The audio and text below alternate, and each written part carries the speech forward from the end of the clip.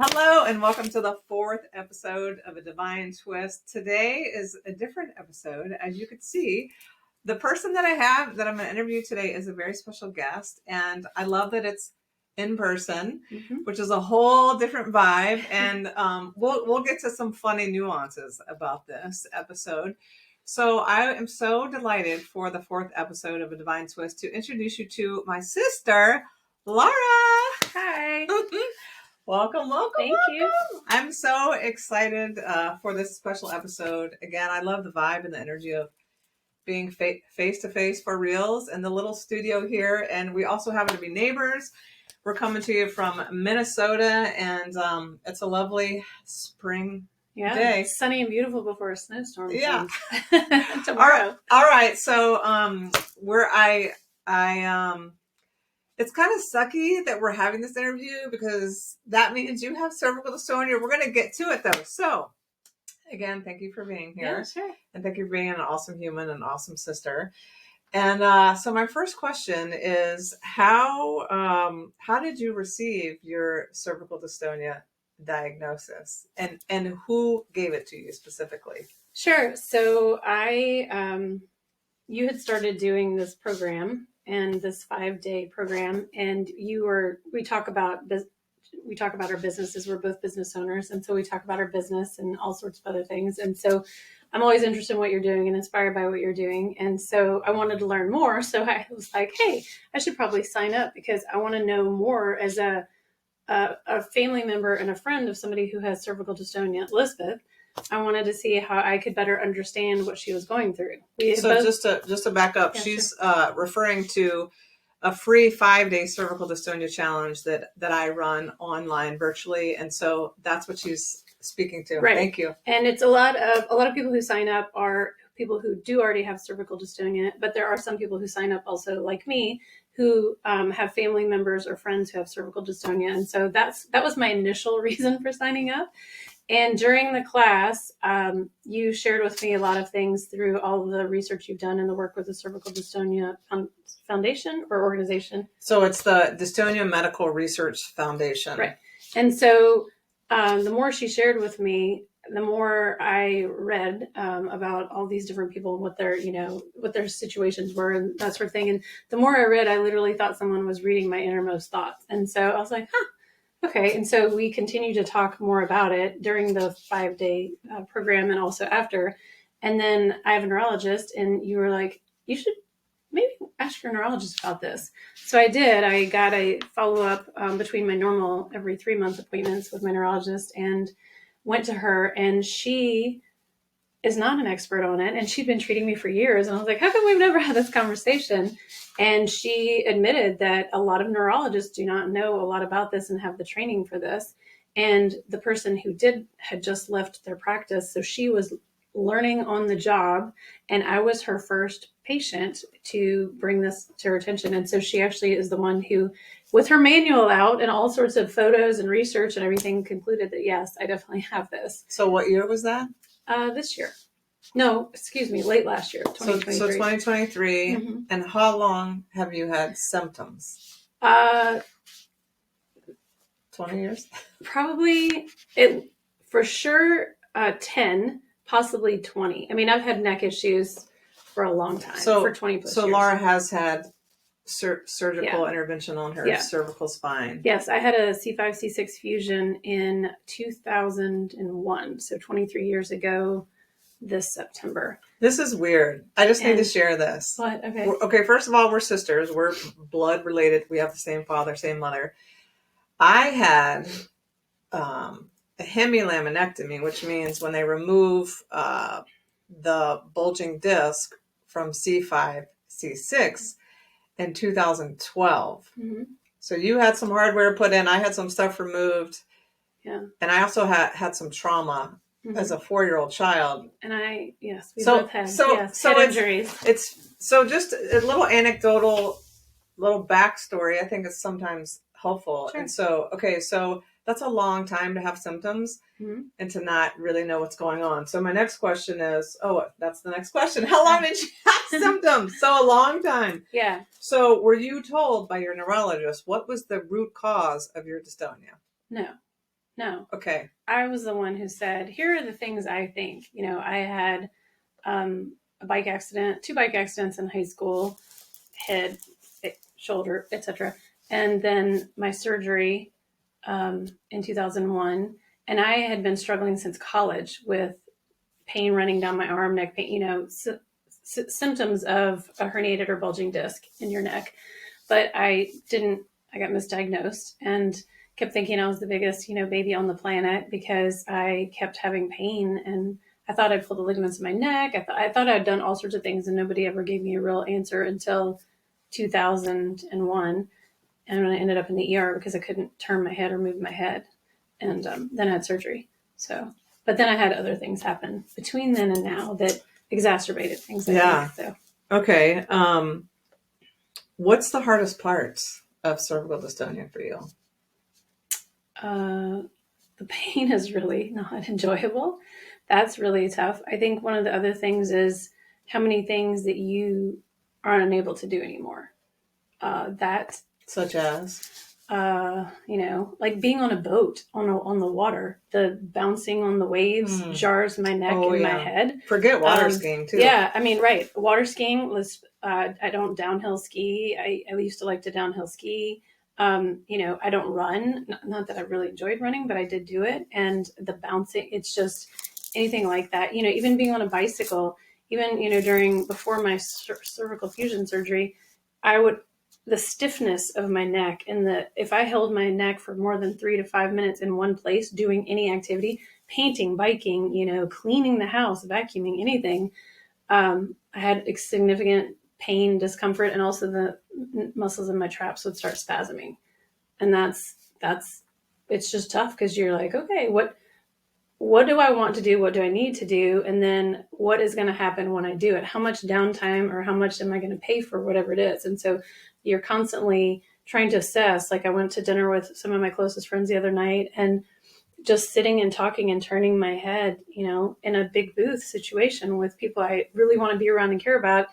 I had a migraine from 2 hours after that till the next morning. And, so I was down and out, and it's a balancing act, but you learn to navigate it. So to your point about going to be with your friends, the things that you love to do take a huge, you have to modify everything. And so just for us to sit here together, when I'm interacting with people, because my mobility restriction is towards the left, I always need the person that I want to talk to has to be on my right if I don't want to pay for it later. And so we had to figure this out. How can we do this sit so that it's my neck doesn't hurt and her neck doesn't hurt after, during or after. For the people who don't have dystonia, and maybe your loved one has dystonia, these are the kinds of things that are always going through our minds that you perhaps don't appreciate. So I think it's good to shed some light, just a little bit of an inside view to what it's like. So you literally, like I told you, I got to the restaurant early this time because last time I was working late and I was the last one, and I was squished on the end of this booth. And I was miserable for 2 days after that. And, you don't want to be like, oh, hi, everybody move. But I got there early so that I told them, the 2 people that were already there, I need to sit way over here. So they all got up and I moved just so that I could physically turn my body so that I could see everybody. And simple things that people take for granted, like walking my dog, Of course I want to be outside. I want to walk my dog. I want to spend time with him. And it's a negative thing periodically. Yeah, my neck especially when they take off after a squirrel. Right. Or another or dog, a rabbit. Or decide to go smell the 25th fire hydrant. Okay, so some of this we've already talked about. What makes your symptoms worse? Let's see. Staying in a seated position or like a looking down position. Anything that's repetitive. Like I can't paint. I can't. Or chopping food. Yeah, chopping food. Sitting at a computer. I'm at a computer all day, every day. Sitting at a computer working. So I have to just do modifications like set a timer, get up. Lack of sleep, which is a challenge and has been a challenge for me for a long time. It's almost cyclical because if your neck is hurting and you're having migraines or you're trouble, you turn in your sleep and it hurts your neck and you wake up and you're not getting good sleep. But if you don't get good sleep, it's going to feel worse and it's going to be worse the next day. Travel is incredibly difficult. I love to travel. I travel a lot, actually, and it is an incredible, job to travel. Simply, hauling your bag and pulling your bag behind you and turning, yes, many putting it people can over. relate to that, I'm Yeah, sure. I mean, it's just sitting the way the seat is curved and the way that it thrusts forward. The headrest and that sort of thing. Just all of those things make it incredibly difficult. But as we've talked about, I'm not going to stop living my life because you modify. So modify. the price isn't as expensive or steep. Okay, what makes it better, if anything? I think I was sharing this with you last night. It gives me gratitude in the fact that when I have a day, I have pain every day, for a variety of reasons. And when I have a day where I feel pretty good, it's glorious. And for instance, Wednesday this week, I had a migraine Tuesday, I had a migraine Thursday, I had lots of neck pain and muscle spasms and that sort of thing. And Wednesday, I don't know what it was about Wednesday, but and the whole day I kept thinking, is this real? This is amazing. And it just makes me so incredibly grateful for movement and feeling okay. And I used to push myself too far when I felt like that. And now I just enjoy it and celebrate it. And so I think, and it gives me empathy and understanding in a way of what other people are, even if no matter what other people are going through, it's taught me a lot more about kindness and empathy and knowing that there are so many more hidden illnesses and disease and so just when I'm interacting with people, try to be more thoughtful and kind and helpful when I'm out in the world, because none of us know what anybody else is going through, and most of us don't share it too much and talk about it too much. You just get on with it and do the best you can. But it's really given me a different sense of appreciation, I think, and gratitude. That's massive. Yeah. Because if y'all don't know, I'm into law of attraction and manifestation, and we know that everything is energy, and whatever you focus on expands. Right. So the fact that even though you have this thing with no cure, you're choosing to be discerning about how you spend your energy and your time, and you're even having gratitude for, and this leads me to my next question. What has dystonia taught you? I mean, I've always been a planner. Yeah, she has. Yeah, I'm totally organized, detail focused, planning. Um, I think for me, I'm so appreciative that that's part of who I am already, because I very much I have to think about things before I do anything about, and like on a particular, today, Saturday, how much energy am I going to spend? How much, what is going to be my focus? Instead of I can do 5 things today, it's 2 things or 1 thing to make sure that I'm doing okay.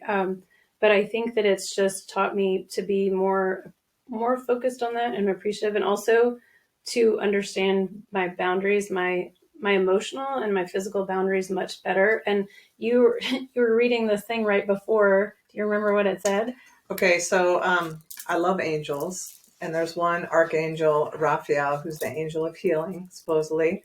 And I get notifications on my phone every hour. And so we were about to start recording at the top of the hour, which is when I get the notifications. And I said, wait, let's see. Before we start, let's see what Raphael wants us to know. And this is what Raphael had to say. It was basically, if you deny your body's cry for rest, it will present an illness for you so that you will rest. And she said that I am the textbook example of not doing that for many, many years and then learning.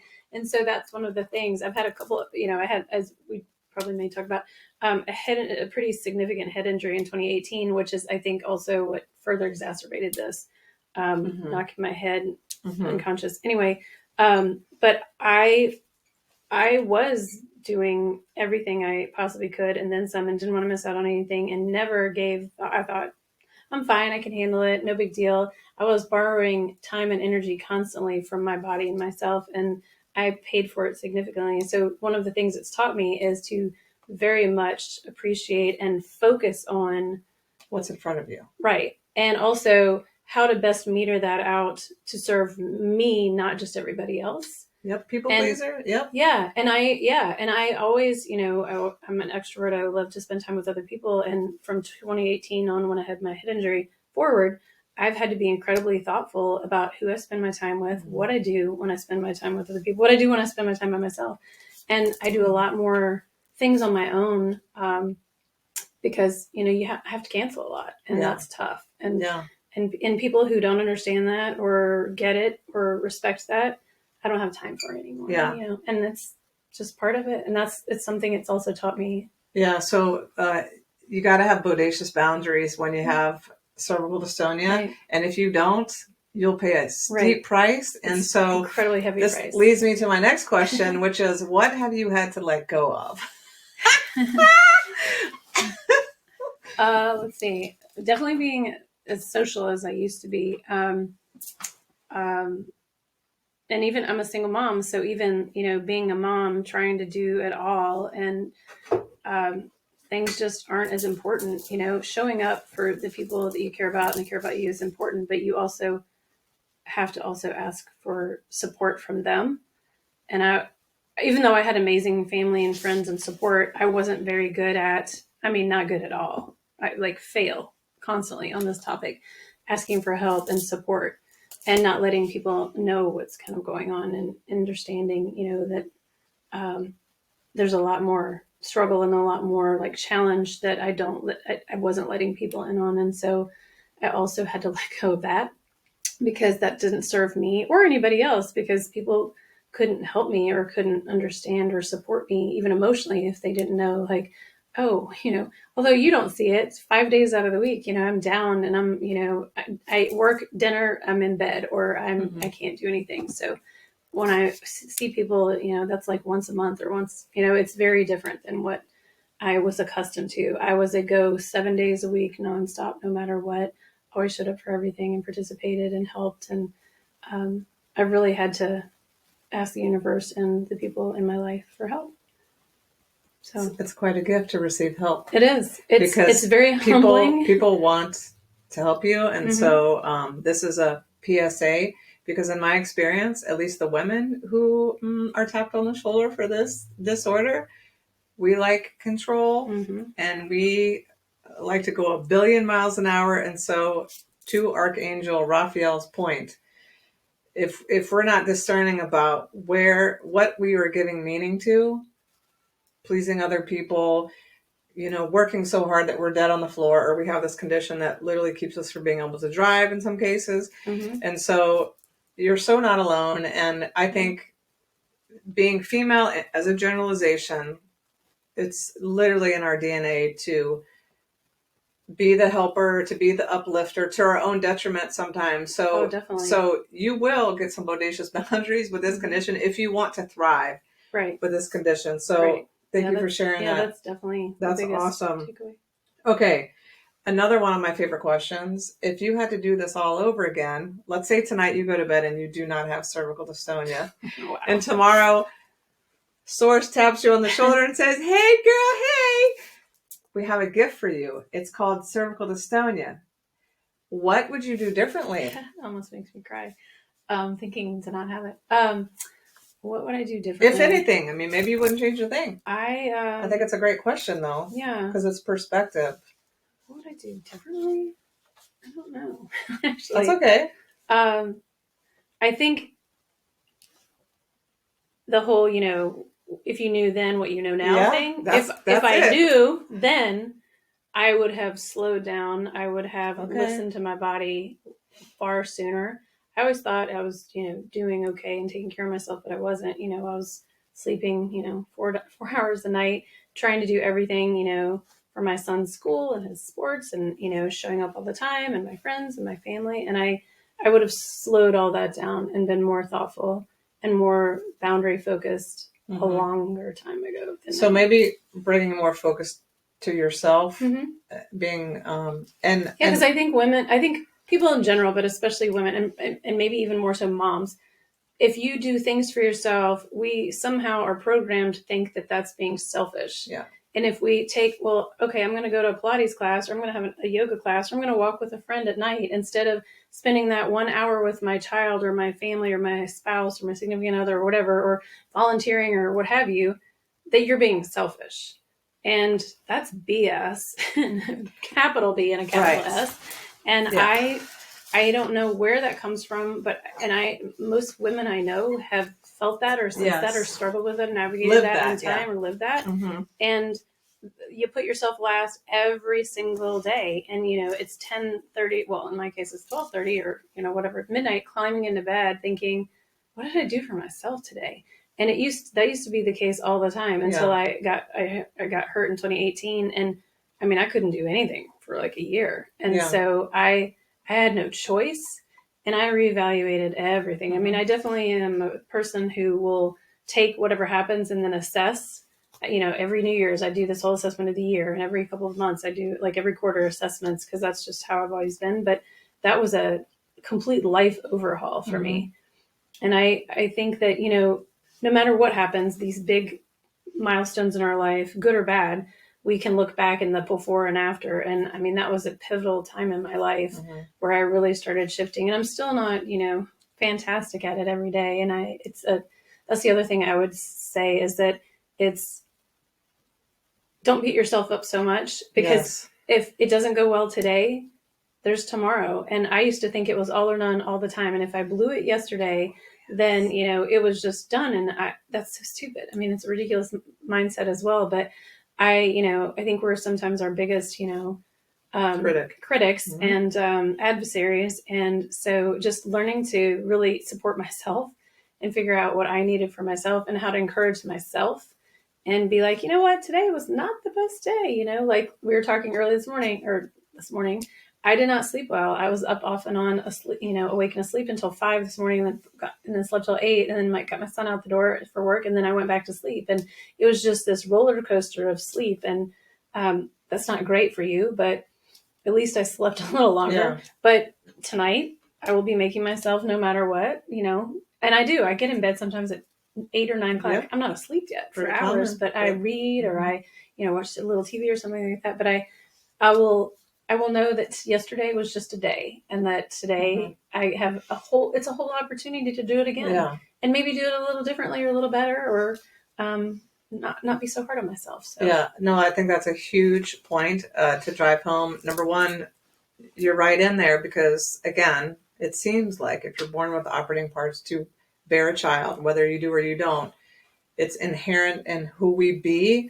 It's a caretaker to not only put everybody else first, but to do it 90 million miles an hour. And to me, the silver lining, I'm always looking for the silver lining in all things, is it's all about what we give meaning to and our perception of things. So you can either fight this or you can take it in stride. And so I think you have beautifully been able to take this in stride, like you have done a lot of other things in your life. And also, I think one of the biggest pieces, which is part of being a human, we always want to know why. And so I do ask the question, were you ever told why? And we feel like it's our fault, or maybe we could have done something differently.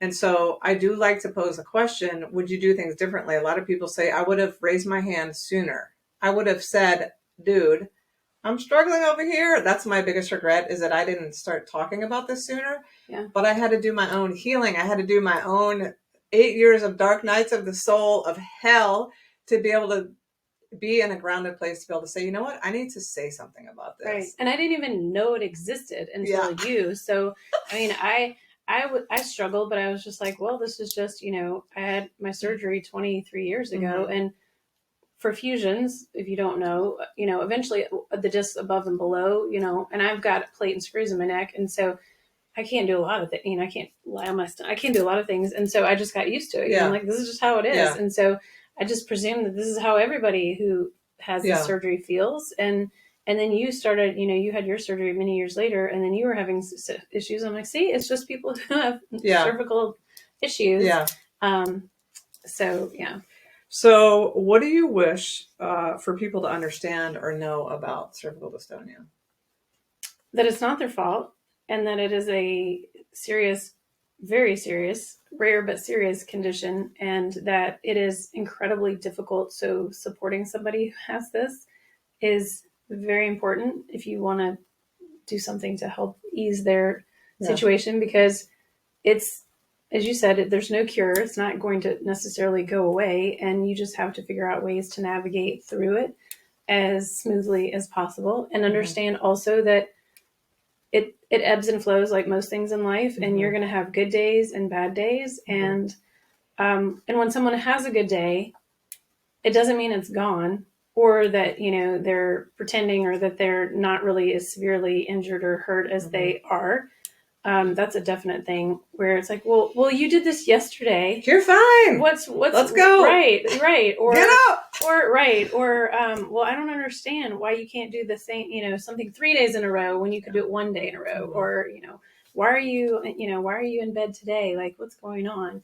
And that you're not lazy. You're literally doing everything you can to navigate. And it's emotionally and physically exhausting to try and navigate and get you to the best possible place. It's very worth it, in my opinion. Like, I wouldn't do well with the other, which is just climbing in the bed and covering my head and never coming out, because that's just not who I am. And I don't want that for my life. I don't want that at all. But it's definitely support and understanding and empathy, because I wouldn't wish this on my worst enemy. Right. It's brutal. And I've had a number of health issues and challenges. Yeah. And this is definitely takes the cake. One of the clingers. There too. Yeah, this is definitely one of them. So I love that so much, and it's very helpful and supportive. So that brings me to one of the last, close to the end here. What tip would you give to two people? The person that has dystonia, or maybe they think they have it, and then the person that's with the person that has dystonia. Sure. Okay. If you think you have it, go talk to somebody. Go get assessed first, because I was getting Botox injections for my migraines in my head and neck. I get them all the way down into my traps, and I have for 6 years, and it has helped me. But I was not seeing somebody who specializes in this, and so I saw my neurologist. She diagnosed me. And then I actually saw another neurologist at the U who's fantastic. And she actually said, oh no, you need someone who does this and does this all day, every day to help you. Because even the injections, as you talked about before on your videos and things, the way they do the injections is much more intentional, and you're not getting injected with something in a place that you don't necessarily need just because it's the 35 points on the poster that they do for instance, migraines. Cervical dystonia is definitely different. And so I just started that. I've only gone twice, and we have the same doctor now. She's fabulous. And I'm slowly getting into, hopefully having that help me even more. The first time I did it, I was like, I can't do this ever again. It was so tough, but I went back, and it's helping me more this time. So, and I always see the long game. This is a long game, not a sprint. Yes, and this is a marathon. So those kinds of things I would think, and then talk to somebody who actually is going through it. I know. I mean, you do your programs. Lisbeth works with people year long. She does short programs. She does all sorts of things, and also like I'm getting involved in the Cervical Dystonia, the Minnesota Cervical Dystonia group. Like having support and understanding. I think no matter what it is, what illness or chronic disease you're dealing with is really helpful, because talking to somebody, it's like going through a divorce. Talking to somebody who actually has gone through one of those is very different than talking with someone who has not. Yeah, because you can just speak the same language that you understand in a way that even if you intellectually can understand, you haven't lived the experience. And so I think it's really important to talk to people. And also figure out, how you want. I know with chronic illness, it's very emotionally difficult to navigate, and you can get pretty down. And so also it's a choice. And we talk about this a lot. Choosing, even on the bad days, to figure out something like what could happen today, even if it was nothing, but like you got, 2 pieces of toast instead of 1 and put butter on it instead of no butter, just something simple, but also surrounding yourself with people who, as you talked about, the energy and the feeding off of each other and law of attraction, because you can go down a very dark hole with this, with other people who have it also. Yes. And so I think that you just have to decide what do you want your journey to look like and your experience to look like? And the more, in my opinion, the more positive it is, the more I think you are going to feel better. And, you are going to, it's just even a change in, as you say, but what's between your ears and your attitude and your mental state and how you're interpreting what you're going through. So not only just seeking the support and the education and the resources medically, finding the people who are also going through it, but also choosing of those people, what people you want to spend your time with in a positive way. Yes. Because, I mean, we laugh, and my friends and I, or even my family members, we sit around and talk about all our maladies and our like doctor's appointments and that sort of thing. Like, oh my gosh, look at us. But also, there's something amazing in the sharing of that, powerful, because you can then support each other and share information and that sort of thing. So, but as long as it's a positive thing and not a Debbie Downer kind of situation, because you can get that very quickly. I think. So for people that have it, that's massive and so powerful. What about for people who are with somebody who has cervical dystonia? What would you say? Patience. Patience, my precious, as our mom says. Right. Patience, understanding. I think it's really important to learn about cervical dystonia on your own, or like ask for resources, or go to the support groups. Right. And it's kind of like Al-Anon. Like, right. You might not be the addict, but go to the meetings so that you can know what are they dealing with. Right. And also, I think, empathy, I think it's easy to contemplate empathy, but it's harder to live empathetically and understand and recognize that, there again are going to be good days and bad days, and that it's not that they don't want to. I mean, I want to show up 24/7, bells on, ready to go. That's just not what my existence is and my situation is. And so it's nothing personal as to the other person, whether it's your friend, your significant other, your child. There are just going to be days or things that you can't do, or you can't do the way that you want them to be done, or how to participate in them. And hopefully have that empathy and understanding and support. And also, you don't need to do everything 24/7 with somebody, in my opinion. And so allowing them to have the space to maybe do some of this on their own, or like I do Pilates, you do yoga, we do different things that are personal to us and important and powerful in our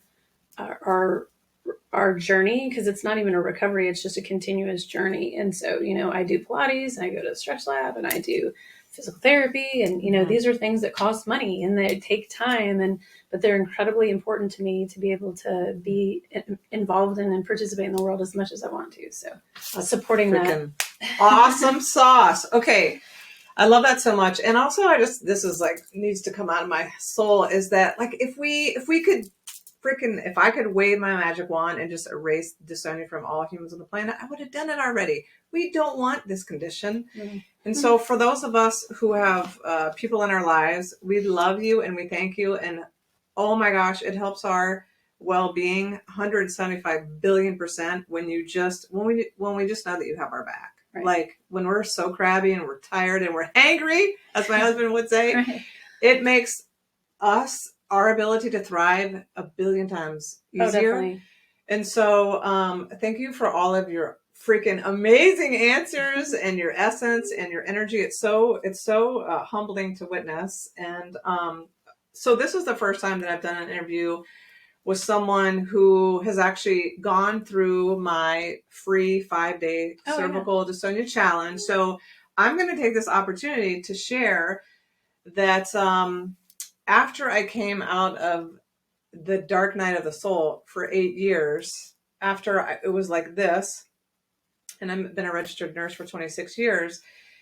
And I started working with a beautiful coach who helped reflect back to me that this might be something that would be efficacious to help other people with. And so I am now working specifically with women to overcome the pain, anxiety, and fear of cervical dystonia so that you can live with more confidence, ease, energy, flow, and joy, because that is obviously what you deserve. And so I just wanted to get a little intel from you.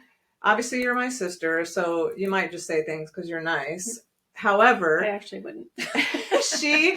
I support you, but I would be honest. So the 5-day cervical dystonia, or the 5-day cervical dystonia reset challenge, is a 5-day event where when you enroll in the challenge, you get this really awesome email with a really short video, and there are 5 very specific topics that I share with you just to get to plant little seeds in your energy field about things you might not be considering that will be very efficacious for your well-being, mind, body, and spirit.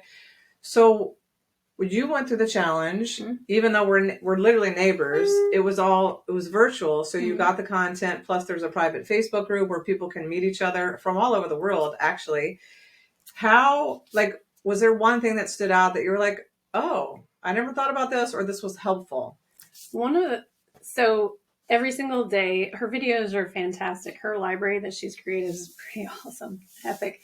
One of the things that you used the phrase, I think it was diet or something. What nutrition? But it wasn't. It wasn't nutrition that was the word, but it was Fuel. It was like your diet, but it was, what are you putting into your ears? What are you putting into your mind? What are you putting into it wasn't just what are you eating? And it was talking about your environment. And, I listen to music all day, every day, piano, classical, or meditation music when I'm writing and reading contracts and negotiating deals and that sort of thing, to keep me just, my head's good, my body's good, I'm relaxed, everything is awesome, my deals are going to be great, no matter what happens. And the way that you described that about your environment, what is in your environment, what are the colors in your environment, what are the materials in your environment, what are the sounds that are in your environment, that was a really great one. But I mean, they were all fantastic, but it was really great. And then again, as I said before, I did it because, not necessarily for me because I thought I had it. I did it as a person who wanted to support someone who had it, which was you. And then found out during the process that I very likely had this. And my case, the way my neck and head thrust and everything was different than hers. And our doctor said hers was one of the most extreme cases she's ever worked with. So that's also why I didn't think I had it, because I was like, well, I'm not having what you're having exactly. And so that was also informative and helpful for me, because I learned, there's a gamut of potential ways that this can play out in your body. And also, it's not just your neck, which I was like, what? But it was just from a cervical dystonia standpoint, there were all these different manifestations of it in your body and how you hold yourself and all these things. And so that was very helpful for me, because that's when I really was like, oh, I better pay more attention to this.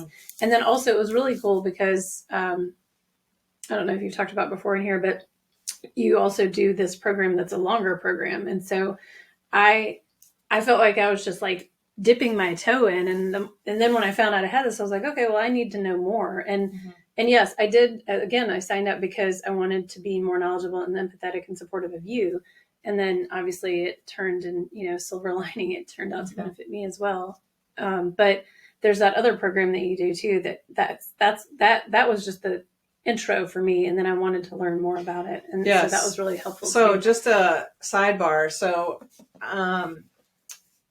it might not be obvious, however, everything that I teach and share is I'm speaking to your subconscious at all times, because that's where all the magic and the healing is happening. And so that's why I tell a lot of stories. And I have a radically different approach to most things. I do not approach most things what I would say mainstream or normally, because I come from a place of imagination. And in my program, I share the 3 C's, which are compassion, creativity, and curiosity. And when you come to life through that lens, everything is better. Everything. And that's because when you're flexing your imagination, you're hooking into the quantum field, which is where all possibilities exist, which also means the way that you can heal and feel your best. It's always available. And so one of the topics is nutrition. And of course, if you eat things that grow on a tree or grow out of the ground, and every color of the rainbow with all the antioxidants and the phytochemicals, so good, because what you eat becomes your blood cells. I see, and I learned this in nutrition school at IIN, is that I consider nutrition to be soul fuel. Like, what are you fueling your mind, your body, and your spirit with? Because none of this stuff is disconnected, just so y'all are clear. Right. And so what I say is, what are you getting in between? Like, I'm literally talking about a sandwich. Like, who's in front of you? Who's behind you? Is the dog barking? Yeah. What are you consuming with all of your physical senses? What are you listening to on the radio? What Mhm. podcast are you listening to? What are you reading on social media? What kinds of print are you reading? What are you obviously putting into your mouth? Fluids and nutrition. And that's not how most people approach No, nutrition. And no, all it's of very it, different. all of it matters. So it's just a creative way to approach life. And I'm just bringing things in that help support you right here where you are in a very simple, creative way. So Yeah, that was the other thing too. It wasn't really complicated, difficult things. It was very simple. simple, thoughtful, and intentional things that aren't difficult to think about and implement in your life. And so I was like, oh, and so I took notes from our 5 days, and then the videos were great. But then again, I did this additional class, and I have all these notes, and so I have PDF, I've converted them to PDF, so I have them in a little folder, and I'll think about something, or I'll have a hard day one day, or we're talking about like the turning my neck and doing these different things, and it's like, I remember Lisbeth saying something about something. And of course, she's busy. She's got clients and is working and doing all sorts of things all day, every day. And so, as great as she is, I don't want to bother her too much. And, she'll help me and redirect me periodically when I'm like, what was that thing? But it's great because then I can go back to the references and the materials and think, oh, yeah, okay. Or I'll put it, set the intention for the next day or for the week, or, before I go to yoga class, I'm like, oh, I need to spend 10 minutes kind of just clearing my mind and thinking about things. Or again, a simple implementation, which for me and for most people, I think when you do something, the simpler it is, the more likely you're going to stick with it and benefit from it long term. And so that was what I thought was really fun and interesting and different. There are lots of different programs and things like on Instagram and things, especially like perimenopause and stuff like that. I follow these different things, and people do things different ways with their programs and their free programs and their paid programs and that sort of thing. And it was really fun and unique, and I think very, as I said, sustainable. So the challenge you're talking about? Yes, the challenge. Mm-hmm. So the program that she's talking about, I do have a 12-week program where I hold your hand. God, it was 12 weeks. It went by so fast. I hold your hand for 12 weeks, and we just build on the pillars that you learn about in the 5-day challenge. I have 8 pillars of well-being that are fundamental and foundational if you want to live well, especially if you have a rare condition like cervical dystonia. So that she also had the opportunity to go through that program. And so what would you say, or did you have a big takeaway from the 12 weeks that you're still milking or sure and implementing? And I think, because I was like, wow, 12 weeks, that's a long time, and blah, blah, blah. And, it's an investment, right? It's an investment in yourself, which is, in my opinion, the most important investment, but it's still like a big deal. And so I was like, do I need this? Should I do this? Whatever. I mean, in my opinion, more information. I'm all about education and, experience and opportunities. So I thought it's probably going to be good, but I couldn't believe, how I felt like we were just, again, scraping the surface. There was so much more to do. And I liked that it was because when you have a session, right? I think we had weekly sessions. Weekly for an hour. Yeah, for an hour. And then, we talk about all these things and you ask questions and that sort of thing. But then you get back into your real life. You're like, okay, next meeting, go back to work, got to take the kid to wherever and, make dinner and do laundry, etc. And then you start thinking about, you get back into your life, but you go back to and think about what you're talking about. And so it was, what I really appreciated was the next week, if something came up during that week, and you would always check in, you'd be like, so where are you? How are you today? Where are you coming from? Did anything particularly resonate from what we talked about last week? And so that was really helpful to be able to go through and talk about those things. And then they're building blocks. It's a foundation that you're building. And so I liked having the ability and time to think about and then really apply those week in, week out. And so again, I got to the 12 weeks and I was like, wait, we're done? Like, can we have like an extra little session on Saturday? I mean, it was so, and she's my sister, one of my best friends in the world. And we talk all the time about all sorts of things. And she's always giving me advice and everything, but it was a very different experience. And so it was more professional. It was very much so, but also completely personalized to me. And that's the other thing that I think is great. It's, even though it's a general application of, these principles that you've spent years, learning, researching, cultivating, developing, it's very much curtailed to whatever it is the person's going through. And, I know you've got quite a few clients, just going through this too. And quite a few actually know. And so it's just, seeing how it changes them also is really incredible to see their experiences after they're going through it, just how they're applying it and what's showing up differently for them, I guess, which is really cool. So not just me, but like seeing how it's working in the world and playing with other people. Thank you for saying that. Sure. Truthfully, not just because you're my sister. No.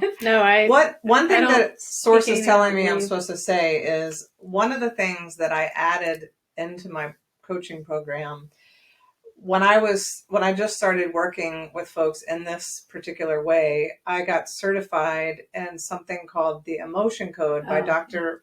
Bradley Nelson.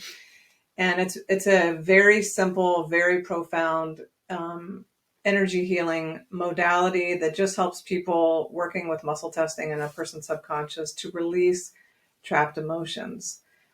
And we all have emotions, and most of us don't know how to navigate emotions well because no one teaches us how. However, the side effects of having negative trapped emotions is very consequential to our well-being. And so part of the journey was we got to do emotion code, and then I also went on to do the next level, which is called the body code. Yeah, I was going to say the body code. Which I am 2 sessions away from certification. You're almost done? So, and you don't have to. Would you share how the emotion code sessions, what like was your experience with those, and were they helpful? Sure. Yeah, no, it was really, really incredible. Kind of fun too, because, and it's funny, I think it was the first session. I think it was the first session. And, you know, I do cry. I usually cry when I'm like angry or, you know, of course, very sad, and definitely in pain. But we were talking about something, I can't remember. And, you know, I was just listening to you and everything, and I just completely welled up, and I have no idea what caused it. It was just this overflow of emotion as we were going through it. And, you know, again, which is a release. Right. And yeah, I mean, there are days where I'm like, I wish I would just cry right now so I'd feel better. Cause like, I hurt so much, or I feel so overwhelmed or whatever, what have you.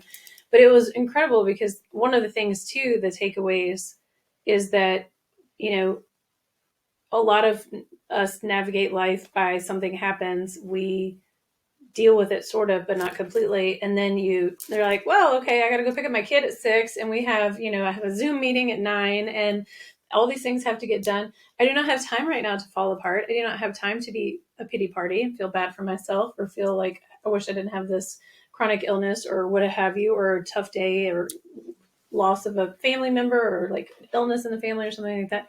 You don't have time to fall apart. And so it was really helpful because, again, it goes back to also, I think, letting people in and sharing and asking for support and help.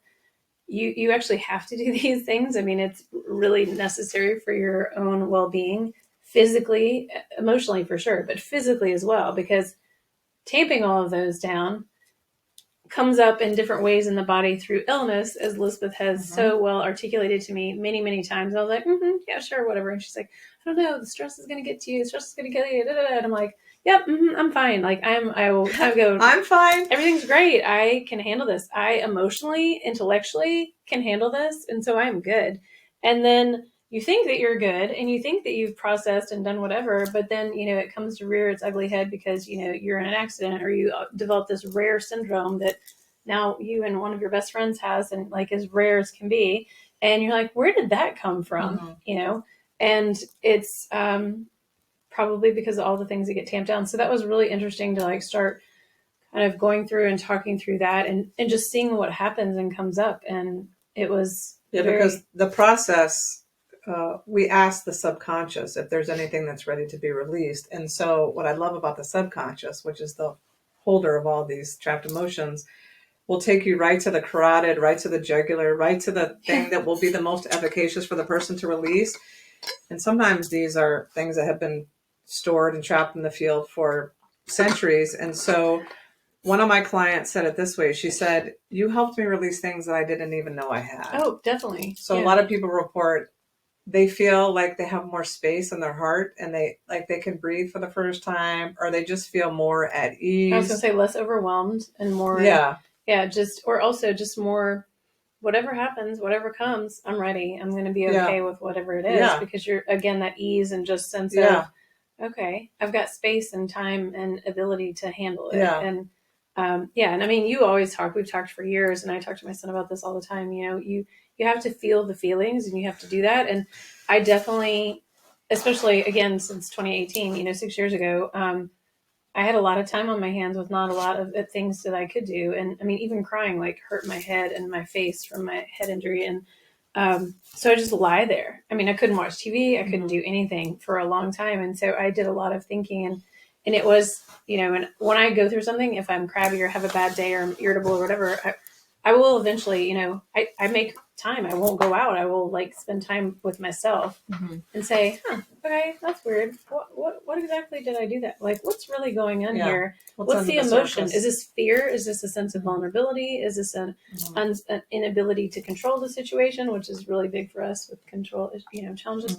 But it was really helpful to kind of think of it in a different way too, instead of just intellectually thinking about it and processing it, doing it in a subconscious way with somebody who is trained in this and kind of can ask the questions, because it's very simple. You just sit there and she asks you questions and goes through this process, and information, you know, she learns information and then dives down deeper based on this, you know, what would you call it, like a formula or what? No, it's literally just asking your subconscious. But like the chart of the whatever that is. Yeah, Bradley Nelson created this really simple chart, and what I love about it is that it's simple, it's very fast, and it doesn't hurt anything. And it doesn't hurt, and furthermore, it you know, it basically all it's doing is discharging the negative vibration that's attached to the memory and the emotion. So if you have a memory of something, let's say from your childhood, that's very painful, we don't remove the memory. No. We just remove the negative emotion. So next time you recall it, it doesn't have the same negative energetic vibration. It's not reverberating through your whole body. So it's literally like energetic flossing, decluttering. And so it's what we did last night. We did a sound bath, which is also vibration, very healing. That is, you know, calling the energy or the emotions and the physicality of them up, and then releasing them through Pilates and sound bath. Absolutely. So, thank you for being so open and vulnerable and transparent, because you're helping a lot of people. And what is any parting wisdom that you want to offer to the folks listening, just about life in general, or dystonia, or anything? I think you can still be an incredibly human and have, you know, we all have superpowers of some sort. And, you know, you can be tough and get through and do things well, but still be vulnerable and let people in. And I definitely was not that way for a very long time. You know, it shows weakness. I mean, especially in the line of work I had, you know, it's like, you got to be tough. I mean, I was a litigator, you know, you're tough, and, you know, you fight all day, every day, and you do the best you can for your clients and your team and your firm. And, you know, no weakness, no vulnerability, no downtime, no, you know, you show up at 100% every single day trying to get the A+. And that's just not a good way to live life. And, it's okay to be vulnerable. And I think sharing our experiences, not only does it help you individually, but, you know, if you're going through something and it helps somebody else, I mean, what an incredible gift that is. And it's not like you're complaining necessarily, you know, it's you being able to talk through it also helps you with the emotional as well as the physical, and helping you understand like how you want to show up in the world and how you want to navigate whatever it is you've got going on. But also, for me, like, I love mentoring and I love teaching and that sort of thing. And thinking that it's going to actually help somebody is why I started wanting to talk about the things I was going through, because for a long time, I didn't want anyone to know anything, because it's like, oh, they could use it against me, or they could, you know, push that pressure point for me and like somehow cause me trouble or harm in my life, or, you know, financially or professionally or whatever. And it's just whatever. That's a terrible way to live. That's not living at all. Right. I mean, like, I don't know. I just believe in, you know, the people that come along beside you and the people that come after you, you should want to support them and encourage them and actually help their path not be so rocky and difficult. And if this is one of the ways to do it, then I think it's what you should do. And so that's why I've become more open and honest about the challenges. Looks damn good on you. Thanks. Woo! Thanks for all you're doing. I mean, you're making a massive difference in the world. Thank you so much. I definitely believe that there are no accidents or coinkydinks. And so We both have this. thank you for this really juicy conversation. Sure. I know at least one person, hopefully more will benefit. And so just know that if you have been tapped on the shoulder for cervical dystonia, you are in a club of some awesome humans, because we are a special breed of awesome. And so you're in great company. If you would like support on your journey, please reach out. I would love to see how I might be able to help you. I will be having my 5-day challenge coming up in May, and would love for you to be able to join. It's super simple. It's super fast. It's super fun. And of course, the people who join are amazing, just like you, because we are a special breed of awesome. Do you have the dates yet? No, I don't have the dates, but I will let you know on the socials. Yeah, because I was going to say, there are a couple people. Come follow me on Facebook, come follow me on Instagram, and I would love to hear your story, because that's how we uplift and heal the world. So thank you, Lara. Yeah, sure. And also, even if you're a family member or a loved one of someone who has it and they're not ready, it doesn't mean you can't. Come. Yeah, I was going to say, you can come. You can come, and also it doesn't mean that you can't support them even if they're not ready to move forward by learning. They're ready, but you're also welcome. Right. Okay. Yeah. Okay. Thanks, everybody. Bye, everybody. Have a good weekend. That's a wrap. Please like and share. Ciao.